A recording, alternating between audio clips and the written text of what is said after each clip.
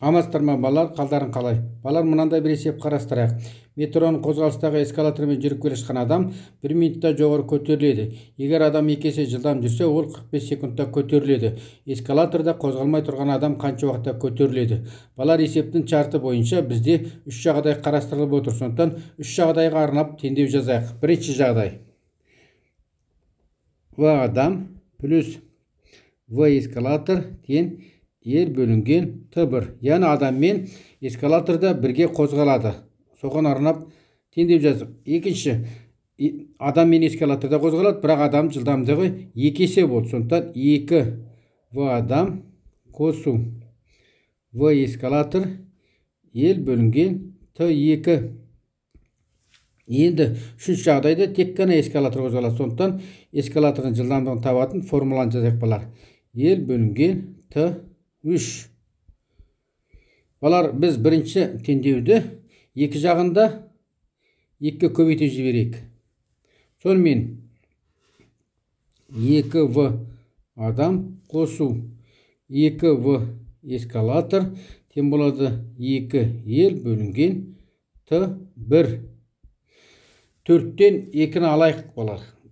Сонымен 2В адам қосу 2В эскалатор алынған 2В адам минус В эскалатор тең болады 2L бөлінген Т1 алу L бөлінген Т2. Жойылатын жойып жіберейік балар. 2В адам мен 2В адам жойылып кетті. Сонда теңдік сол жағында В эскалатор ғана қалады.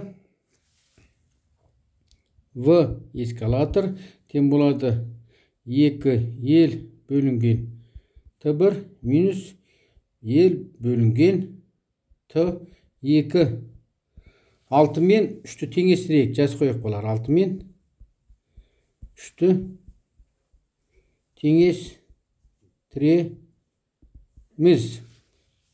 Теңдік сол жағы тең, яғни оң жағы да тең деген сөз. L бөлінген Т3 тең болады 2L бөлінген Т1 минус L бөлінген Т2. Елдерден құтылдық балалар. Тағы бір белгісізден қысқартып жіберейік. Өте жақсы болды.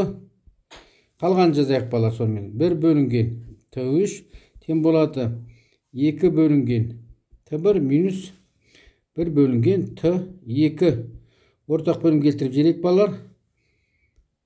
Т1 көбейтілген Т2.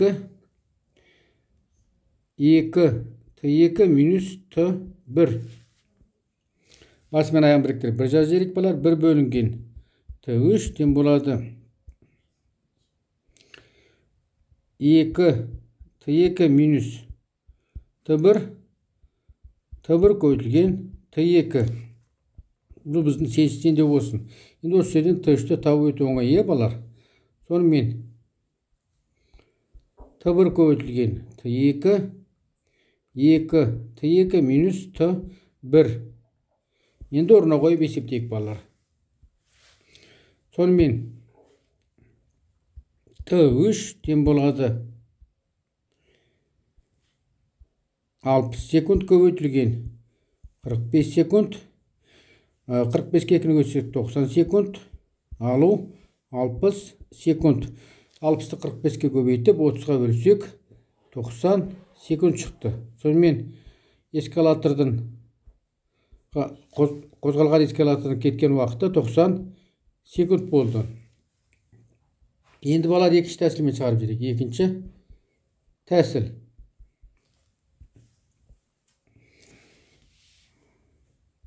L тең болады В адам қосу В эскалатор. Екеуіне кеткен уақыт 60 деп бірден жазып салайық балалар. Мұнда тұрған түкте жоқ.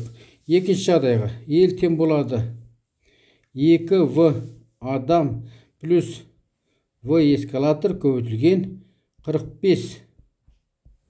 Үшінші жағдай үшін жазайық тағы да. L тең болады В эскалатор көбейтілген Т3. 1 мен 2-ні теңестіре өткен теңдік сол жағы тең, оң жағы да өзара тең. Сонымен В адам қосу В эскалатор көбейту 60 тең болады 2В адам қосу В эскалатор көбейтілген 45. Бұл біздің 400-де болсын.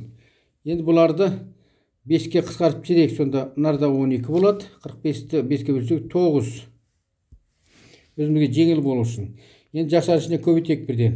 12В адам қосу 12В эскалатор тең болады 18В адам қосу 9В эскалатор.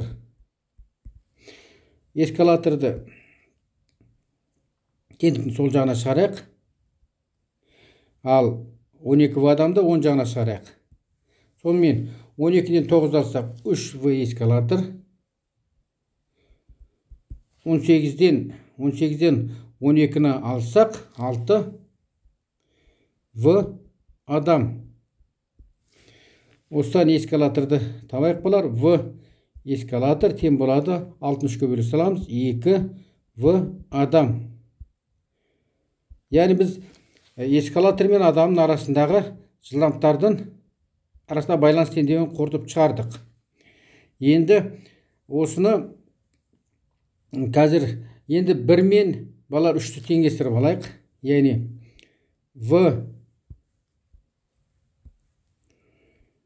В адам қосу В эскалатор көбейту 60 тең болады В эскалатор көбейтілген Т3. Енді орнына қояйық балар. В адам қосу 2В адам көбейту 60 тең болады эскалатордың орнына 2В адам көбейтілген Т3. 3В адам болады, е балар. 3В адам көбейтілген 60 тең болады 2В адам көбейтілген Т3. Сонымен тағы да бір белгістерден құтылдық. В адам мен В адам қысқартып жіберейік. Сонда Т3 тең болады 180 бөлінген 2. 180.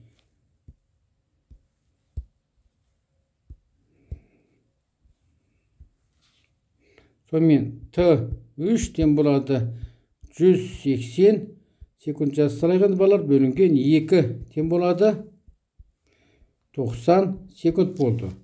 Яғни эскалаторға кеткен уақыт қозғалған кездегі тағы да 90 секунд болды. Яғни балар біз қайта әсілмен шығарсақ та есебіміз дұрыс шықса болды. Осымен сабағымыз аяқталды. Қош сау болыңдар балар.